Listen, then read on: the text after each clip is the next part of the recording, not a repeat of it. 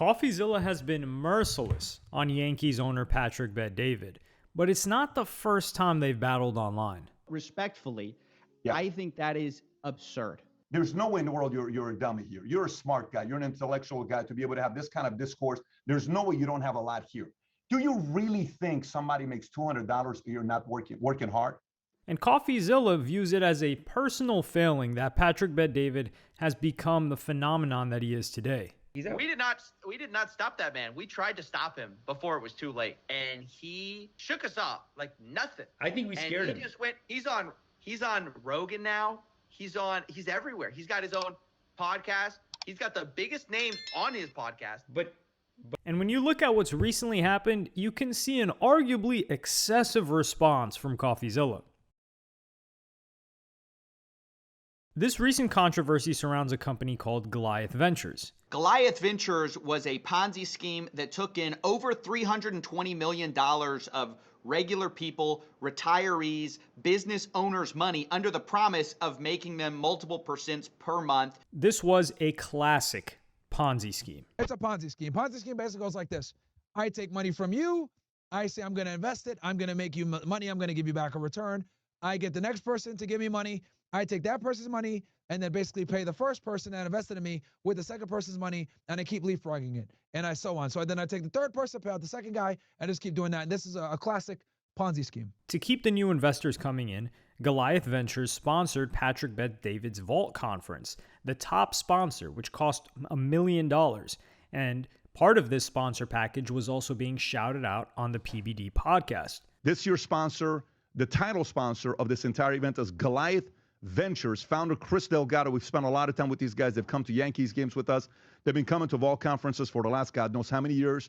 Goliath was founded in 2019, a private global equity firm focused on blockchain and decentralized finance, built on three pillars: technology, opportunity, and community. Core belief: blockchain is the foundation of a generational wealth shift. You can go search them, Goliath Ventures Inc.com, to learn more about them. They'll be at the Vault conference all over the place. The title sponsor of the event, Goliath Ventures, founded in 2019. Goliath Ventures is a global private equity firm focused on blockchain and decentralized finance, founded by Chris Delgado. It's built on three pillars: technology, opportunity, and community.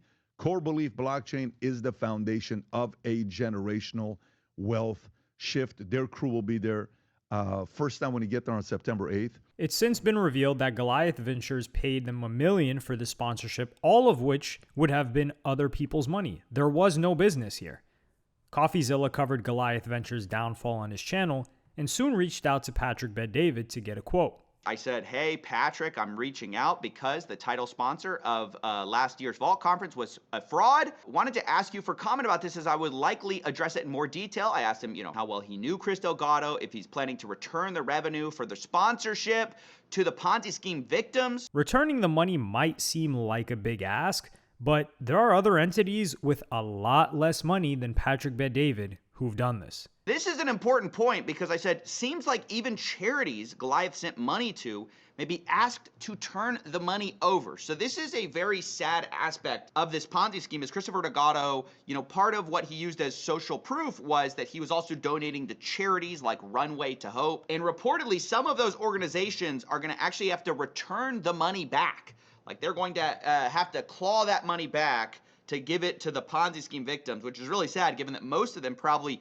spent the money. I'm guessing these charities need the money a lot more than Patrick Bet-David. It seemed like PBD was ignoring Coffeezilla, but eventually he agreed to do a phone call. On this call, Coffeezilla struggled to get an answer on whether this money would ever be returned. So are you going to turn the money over? That seems to be an important question. That's the conversation we're in right now, and you will hear all about it when the decision is made. Well, what decision? I feel like we could make a decision now and do a good thing, Steven, I know what you're doing. The part that you don't know about the way I do business, I don't avoid you. Meaning, if you and I did something together many years, I'm not a guy that's going to be sitting there running, avoiding. When we make mistakes, we'll call it out. When we do things that is right, great, we're celebrated. This is not one of the things that we're celebrating. We're not happy about this. And we're doing a lot of things behind closed doors. Coffeezilla then asked PBD if he wanted to apologize, but PBD was very careful not to admit any liability. Yeah, and again, fair question. This is what I'll tell you. When you and I become investors, and I'll call a guy that's a guy I respect a lot. He's a billionaire, and he's done a lot of deals. And he'll introduce me to a deal, and I'll get into it, and I'll put whatever, $5 million, $2 million, $500,000, $100,000. It doesn't go right. I'm the risk taker. Okay, I'm the risk taker that chose to invest into that deal. The onus is with me, the individual that chose to take the risk. So I took the risk of accepting this guy as the title sponsor. At that time, we didn't find anything. For me to apologize, it's apologizing for a mistake he made? No. What could we have done to find something else? The biggest criticism of PBD is that Goliath Ventures promised their investors monthly returns of 3 to 5%.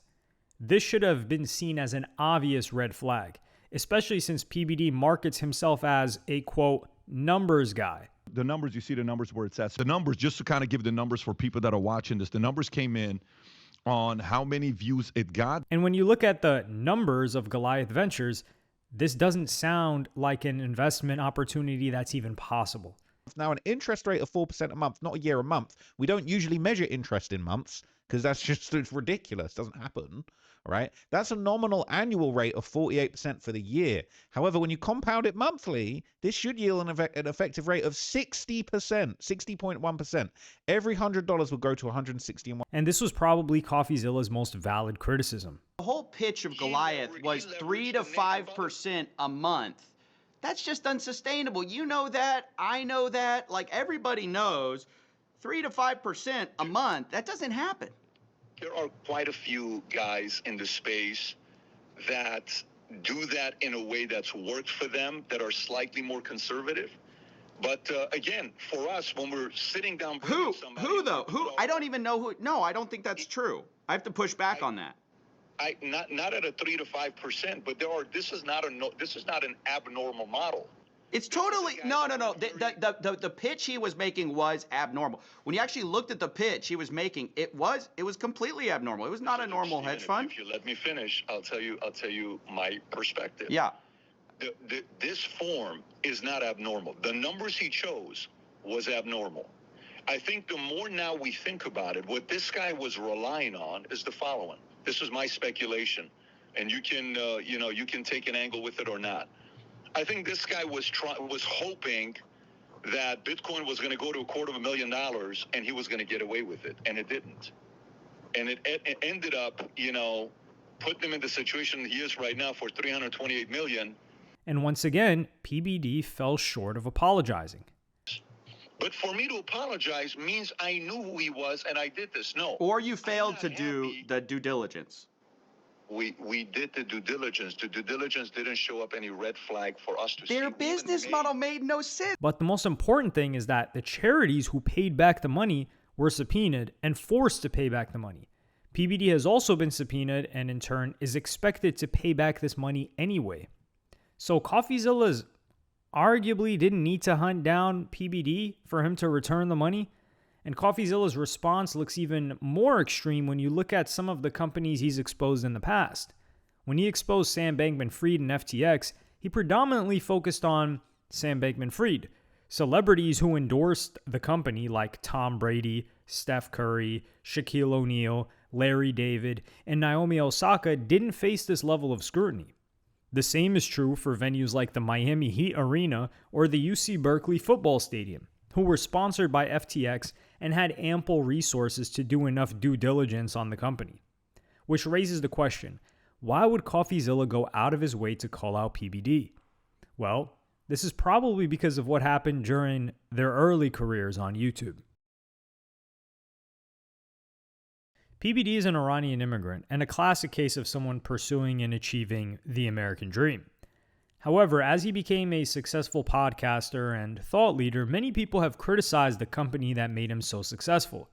In 2009, PBD set up People Helping People, or PHP, where he helped people become insurance agents. In this business, PBD grew the company from 66 agents to 60,000. Coffeezilla and his co-host Amish Patel were simultaneously growing a brand where they exposed financial fraud, what they believed to be fake gurus, and impropriety. And on one of their podcasts, they invited a former PHP agent who painted a very different picture of Patrick Bet-David's business. And so what they told me to get started, they basically give everybody the same presentation when they recruit somebody. And what they tell you is basically the 4 different tiers of income that you can make within PHP. And then, well, there's more tiers, but they only show you 4. And then they really over exaggerate like what the income is at those different levels. Like they lead you to believe that once you get to level 4, you're definitely going to be making $1 million a year. But I know a guy, one of the biggest guy in my office actually, who got recruited, and he was in the company 10 years before he made $1 million. He was in the 4th tier for probably like 4 years before he made $1 million. And so they grossly over exaggerated. But he hit $1 million. He's saying he hit $1 million. Okay, Amish, your little apologist. You're like, but he hit. They lied, but he hit $1 million though, didn't he? People helping people is a legal business, but has received criticism for the fee that you have to pay to join as an agent, which is roughly $200.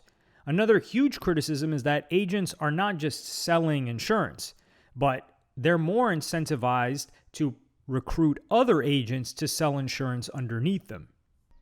Well, the thing about recruiting is, man, it's so bad to mix recruiting in with life insurance sales, because eventually the company becomes more about recruiting.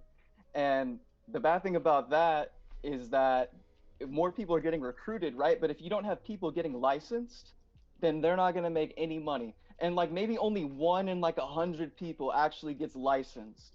That's the thing. You can't sell life insurance if you don't get licensed. So most people quit like an hour after they start, honestly. Right. If agents were being paid to recruit other agents, then this would make PHP a multi-level marketing company, or MLM, or pyramid scheme, which is still legal. But they are widely considered unethical and exploitative in the way that they recruit people and in the disclosure of what the business actually is. A common criticism is that most of the money is earned by a very select few at the top. PBD's figures showed that 60% of people earn just over $200. And given that it costs roughly $200 to sign up, they earned little to nothing. Agents are expected to recruit friends and family members too, which leads to what Coffeezilla calls the NFL. Listen, right. I mean, you don't want to be part of the NFL. You know about the NFL.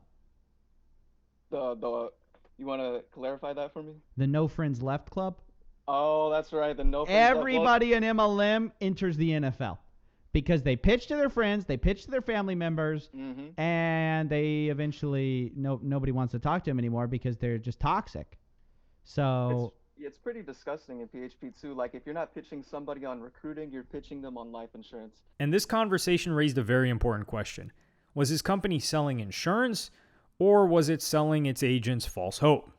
So whenever I got started in January of 2020, we had a regional event in San Antonio. It was free, and it was basically like the warm-up to the national event that was going to happen in summer of 2020, which you have to pay to go to. And a ticket cost $250. So we were at this regional San Antonio event, and they basically got us all in a room, and they told us whoever brings the biggest team to the national event is going to make the most money. So you need to buy tickets for your whole team. You need to buy a 10-pack right now. That's ridiculous. Oh, dude, people pulled out their credit cards. I'm not even lying. People who just got started like me and bought a freaking 10-pack. Let me tell you, I was trying to get approved for lines of credit to actually get a 10-pack, but I didn't get approved. I only bought my own ticket. And then I find out a few months later that the event in Las Vegas got canceled. Why? Because of COVID. And I tried to get my money back, and they would not give me my money back. So I don't know what happened to those people who bought 10 packs, but I can only say I didn't get my money back. 10 packs, $2,500, right? Right. Woo! Patrick. Somebody's been a bad boy. At the time, Coffeezilla was a relatively small channel, so PBD could have ignored this video.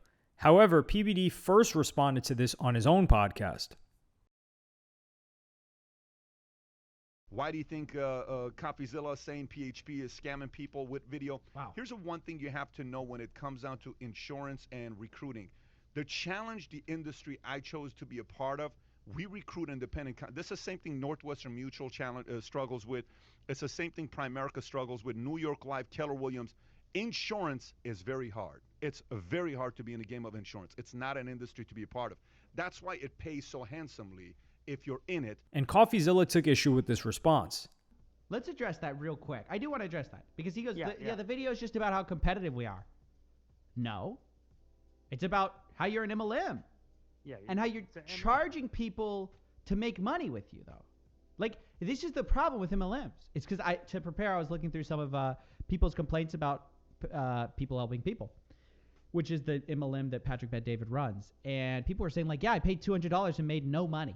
What job do you know that you would pay in and be told, like, oh, you're going to make money and be sold all these wild dreams, and then you make not only zero money, you lose money? That's the MLM, like, that's like one of the hallmarks, is most companies, when they onboard you, do you think you will pay them or they will pay you to train you?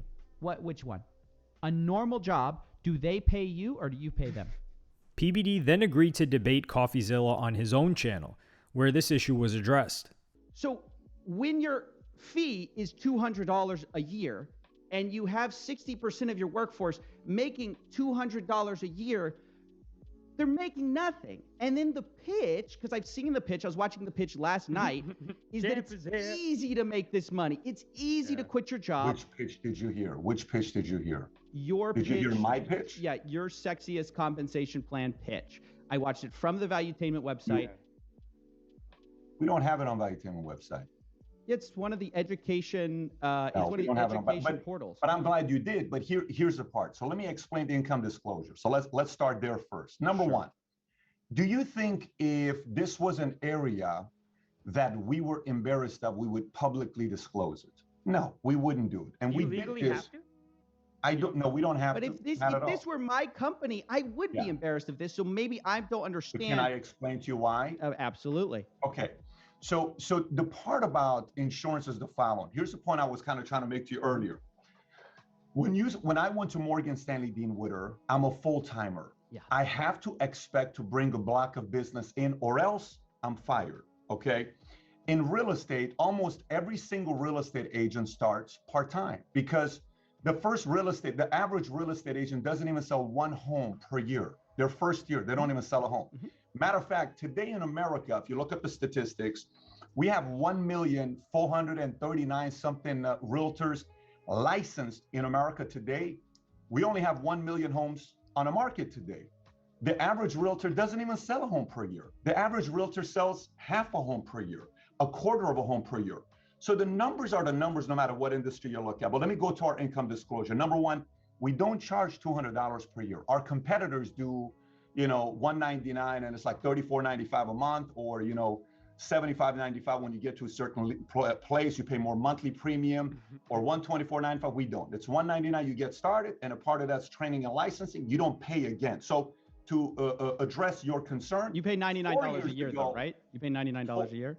4 years ago, or 3 years ago, I could get the exact dates for you. 3 years ago, It was $14.95 per month. We stopped it and we started doing $199. And then if you're a marketing director for the software, I don't know what the amount is. And if you're a associate, I think it's $99. So the non-marketing director number would be $99 a year, and then a marketing director would be like $199 a year. But that's if you're a marketing director, it's a different position. That's not the majority. A potential gotcha moment occurred when Coffeezilla played PBD one of his own videos where he said it was easy to make $100,000 a year with his company. Okay, you're saying part-time is $1,000, $2,000, $3,000 a month. Then you say this. Second, you can say, you know what? I make 60 grand on my job.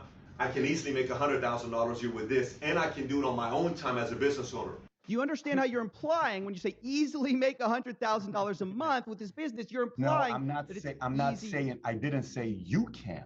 I said if you think you can easily make six figures, you can do this business. Listen, let me give you a different part. Please work with me here for me to try to explain this. I'm here to listen. You have to know if I'm here to talk to you. I'm proud of the business I do. This isn't something where I'm. If I'm afraid of representing a company, I would never be here. I'd let this thing be irrelevant and I would move on. But you know that's not my style, and I actually like your approach to the way you guys do things. I wanted to show up out of respect to you. And PBD dug himself out of this situation very cleverly with a simple analogy. How hard is it to get to 300,000 subscribers? Very hard. Very hard. I agree. How hard is it to get to 100,000 subscribers? Very hard. You know, it took me 2 years and I was still only at 2,000 subscribers. It's not an easy game. It's a very, very hard game, right? Absolutely. But are there people that are making millions of dollars on YouTube if they take it seriously? Sure. Of course. Are there people that are making hundreds of thousands of dollars if they take it seriously? Of course. Are there people that are doing YouTube just to make $200 a month? Yes, a lot of people are. The way you use YouTube or PHP is up to you. We have people that want to use it to make millions, but quite frankly, we have a lot of people that do it to want to make $500 a month, $1,000 a month, $2,000 a month. I think that's complete. So respectfully, Yeah. I think that is absurd. The reason people get involved is not with an entire company to go sell stuff. Is not you don't become a part-time salesman to make $500 a year. And that's where we $200 a disagree. year. And that's where we disagree. PBD's essential argument was that you get what you put into it. You're a smart guy. There's no way in the world you're a dummy here. You're a smart guy. You're an intellectual guy to be able to have this kind of discourse. There's no way you don't have a lot here. Do you really think somebody makes $200 a year not working hard? Honestly, let me ask this question from you one more time.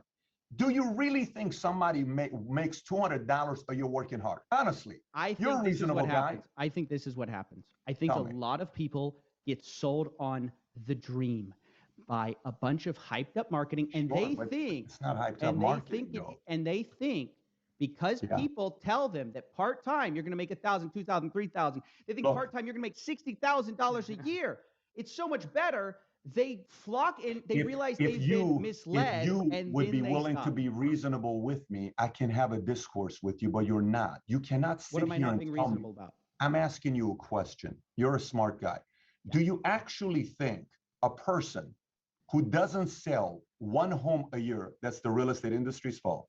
Do you actually think a person who sells only one home, that's real estate industry's fault? Do you actually think Here's a what I person who think. only makes Let me $200 per year, that's the industry's fault? Let You me have explain. to know that let me explain. We have a number of agents. You're shaking your head like you're trying to say this is Oh, deceptive. no, I'm touche. I was just very- laughing because I said, let me explain, and Okay, you said, let me because explain. I'm So, giving you yeah, guys yeah. respect. Hear me, I'm hear me. making it Yeah. seem No, like no, we're no, having a respect, very respect. respectful conversation. It is So respectful. I'm not disrespecting you. So just think about it this way. Think about it this way. If I have a guy in the company that's making $1,000 a month, they're making $500 a month, they're making $2,000 a month. If they don't want to put more effort, they don't have to put more effort. I can't force the person to put more effort because I don't have a quota. You're not my employee, so I can't force you. So you could argue that PBD explained how he had a legitimate legal business, or you could argue that he was a very good salesman, very good at speaking, and Coffeezilla, very young in his career and age, wasn't well equipped enough to push back on him. This was posted on Amish and Coffeezilla's second channel, and one of the comments read, "Feel they dropped the ball on this one." Patrick ran the interview, ducked their questions, and ultimately came off looking like a respectful, polite guy. Patrick is charismatic, tells a good story, churns out quality YouTube videos. Fact still remains, he is taking people's cash and running an MLM. And another one said, "I gained some respect for Patrick on this interview. He was polite, unlike Billy, and came on the show when he absolutely could have ignored it." So PBD survived and arguably won this debate in the Dragon's Den, which is an audience of people who are already very skeptical and aren't going to give salesmen like Patrick Bet-David, who give that sleazy used car salesman vibe. Otherwise, Coffeezilla probably wouldn't have released another attack video several days later. Multi-level marketing, once seen as the new way to make a part-time or full-time income from home, now it's almost universally ridiculed and mocked by anyone because, guys, we've done the experiment, the numbers are in, it's a failing business model that doesn't work except if you're at the tippity top. If you can get enough suckers underneath you to lose money, you can then make money. That is true. That is an honest thing they say. In his video, Coffeezilla made a list of the biggest MLMs and ended with people helping people. That about 90% of PHP's employees also make less than, take a guess. Everyone got their guess ready? McDonald's employees. Yes, ladies and gentlemen, the number one compensation plan in MLM the thing that's changing everything, that's changing a world full of debt. McDonald's starting salary makes more than 90% of those people. This isn't to dump on those people, by the way. This MLM as a rule, it just doesn't work. Guys, I always tell you, MLMs are scams built to enrich the very people at the very top and basically no one else. And to make money, you have to recruit people underneath you. But in the years that followed, PBD went from stronger to stronger. PHP was sold for $250 million. And in the aftermath, PBD became a huge online personality. He interviewed big names like Jordan Peterson, Charlie Kirk, Andrew Tate, Tucker Carlson, even paying Kobe Bryant for an interview and appearing on Joe Rogan, which left Coffeezilla probably with the nagging feeling that he had failed to properly expose PBD. Very Patrick Bet David. How do you feel about his meteoric rise? What happened to Patrick? What happened to Patrick? Patrick's out of the game. He's out of the MLM. No. He's out. We did not stop that man. We tried to stop him before it was too late, and he shook us off like nothing. I think we scared him. He just went. He's on Rogan now. He's everywhere. He's got his own podcast. He's got the biggest names on his podcast. But the MLM is over. The MLM, he's left it. Yeah, but I felt like that was a move. Like, he already built it. He's still making all the money, right? Or did he sell it?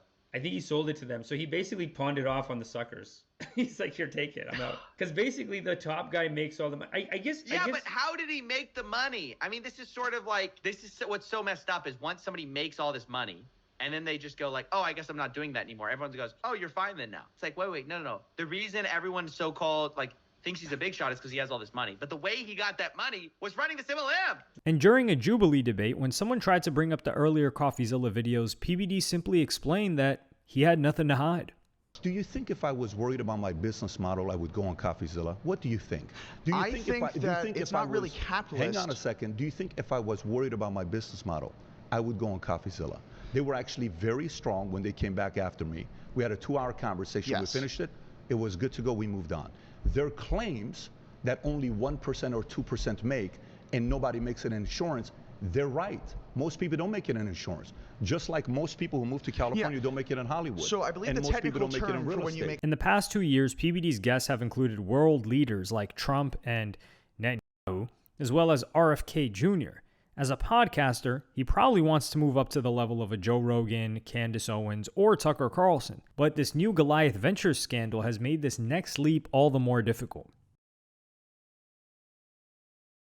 The problem for PBD is that this scandal is much more difficult to explain away than his insurance company. The central allegation behind his insurance company was that it was unethical or exploitative, and he was more than capable of explaining how he feels that this isn't the case. However, if he wants to argue that it was not unethical to work with Goliath Ventures, his only excuse was that he was not competent to see all the warning signs, or too negligent to do enough due diligence. And for someone who markets himself as a consultant, thought leader, finance guy, this doesn't reflect well on his overall brand. On top of that, his decision to speak with Coffeezilla in the first place was also a bad move. Absolutely retarded that he did that, by the way. And that was against his lawyer's desires, by the way, Chad. His lawyers did not want him to do that interview, but he did anyway. Back in October, and you best believe that's going to be used against him. So while PBD is a highly successful podcaster now and has a core fan base that will support him no matter what, his business operations cast a dark cloud over his reputation. And I'm not going to lie to you, I've had my suspicions about Patrick Bet David for some time. There's something about this guy that just screams kind of slimy MLM kind of vibe to me. I've heard Patrick Bet David. He's one of these guys that I've seen, he's taken over the political commentary space with his show. He's a smart guy, but I've always been a little bit weary of him. Why? I'll tell you why. He reminds me of a lot of scammers online, because more than trying to gain a viewership for his content, he's always upselling some shit that always seem a little sketchy. Like, if you go on his show, he's trying to promote Minect, which is like his app. And we get it, everybody loves products and merchandise. And I'm not saying that because he's a YouTuber, you shouldn't have that. We have merch. But there's something about him that just kind of breeds just pure capitalism. and also like capitalism probably at the expense of his audience. And he's about to learn that money can be recouped a lot easier than your reputation. His Bet David consulting brand that launches these vault conferences is based on business and is meant to attract business owners or people that are trying to get into business. So if people that are business owners are seeing that the number one sponsor on the previous conferences for $1 million was something that was promising 5% month over month returns, is something that even they would know better than to take. And as Warren Buffett famously told his managers, we can afford to lose money, even a lot of money, but we can't afford to lose reputation, even a shred of reputation.